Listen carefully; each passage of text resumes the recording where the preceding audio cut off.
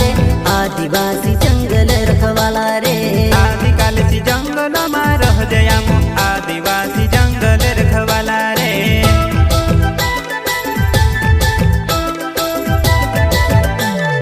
जल जंगल जमीन काज पूजे रे आदिवासी दुनिया ने रखवाला रे बाप देव खतरी काज पूजे रे आदिवासी सबसे निराला